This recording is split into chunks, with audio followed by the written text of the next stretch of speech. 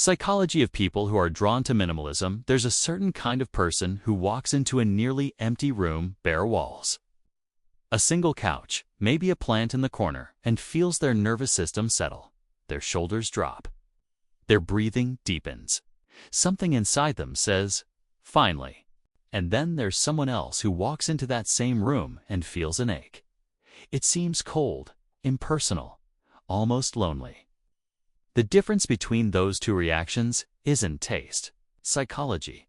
Minimalism at its core isn't about white walls or neutral color palettes. It's about how a person regulates stimulation, identity, and control in a world that rarely slows down. To understand why some people are drawn to minimalism almost instinctively, we need to start with one of the most well-supported frameworks in modern psychology, self-determination theory. Developed by Edward Deci and Richard Ryan, their research suggests that human well-being rests on three core psychological needs: autonomy, competence, and relatedness. Autonomy, the need to feel that your life genuinely belongs to you, which crucial here. For some people, clutter doesn't just look messy. It feels intrusive. It feels like evidence of decisions made unconsciously, purchases made under pressure, objects accumulated by default rather than by choice. A crowded space can subtly communicate, "This environment owns you." Minimalism, in contrast, becomes a visible declaration of autonomy. Every object that remains has passed a filter. I chose this, not because it was trending, not because it was expected, not because it filled a temporary emotional gap. People with a stronger need for autonomy often make more deliberate, values-driven lifestyle decisions. Their physical environment becomes an extension of intentionality. A sparse room isn't deprivation, it's authorship. But autonomy isn't the only layer. There's another trait that shows up repeatedly in people drawn to minimalism: heightened sensitivity. Psychologist Elaine Aron identified what she termed sensory processing sensitivity, a temperament trait present in roughly 15 to 20% of the population. Highly sensitive individuals process stimuli more deeply. They notice subtleties others overlook. They react more strongly to noise, visual complexity, and environmental chaos. For these individuals, clutter isn't a mild annoyance. It's cognitive load. Every visible object competes for processing resources. The brain doesn't simply ignore what's in the periphery. A well-known 2011 neuroscience study by Tali Sharot and colleagues demonstrated that when multiple stimuli compete for attention, the brain divides processing power. It cannot fully process several unrelated inputs at once. Performance declines when attention is split. Now imagine your nervous system already processes more deeply than average. A stack of unopened mail, a blinking notification, a crowded bookshelf, a chair with clothes draped over it. Each item quietly pulls on your mental bandwidth. If your brain were a battery, visual clutter would be background apps draining power.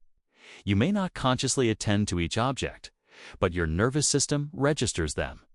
For some people, minimalism isn't aesthetic, it's neurological conservation. There's another psychological trait that intersects here: need for cognition. Individuals high in need for cognition enjoy deep thinking and complex mental engagement. Research consistently shows they are more intentional about structuring their environments to reduce distraction. For them, a clear desk is not performative, it's protective. It safeguards uninterrupted thought. Writers working in nearly empty rooms aren't necessarily making a stylistic statement. They're defending the one resource that matters most to them: sustained attention. But minimalism also touches identity. In 1988, consumer psychologist Russell Belk proposed the concept of the extended self. His research suggested that people incorporate possessions into their identity. What we own becomes part of who we believe we are. Our car, our wardrobe, our bookshelf, our decor. For many, identity is scaffolded by objects. Minimalists often arrive consciously or unconsciously at a different conclusion. An identity built heavily on possessions is fragile. Objects break, they go out of style. They get lost, they can be taken. If your sense of self depends on inventory, it's vulnerable to change. Minimalism can therefore represent an attempt to construct identity internally rather than externally. Not I am what I own, but I am whether or not I own. That psychological shift is subtle but profound. However, and this is where nuance matters, not all minimalism is grounded and healthy. Under stress, the same traits that produce intentional simplicity can tilt into something else. Imagine someone 3 days after a breakup, not the dramatic collapse, the eerily functional phase. They begin clearing surfaces, bagging clothes, removing shared objects, then adjacent objects, then anything that feels like before. From the outside, it looks productive. Inside, it may be compensatory control. Psychologists describe compensatory behaviors as concrete actions taken to regain a sense of agency when emotional circumstances feel uncontrollable. When life feels chaotic, reducing physical complexity can restore temporary order. Every discarded object becomes a microdose of control. But control can become reinforcing. If relief follows removal, the brain learns the pattern. Remove gives feel better.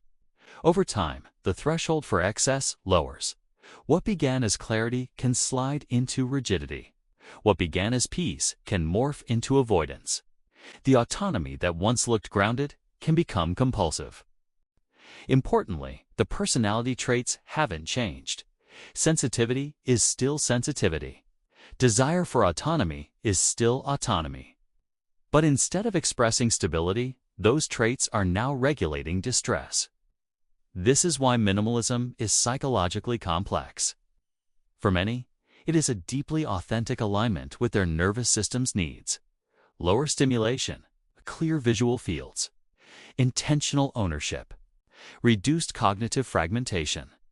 For others, especially during periods of grief, uncertainty, or identity disruption, it can become a coping mechanism structurally elegant, socially praised, and difficult to question.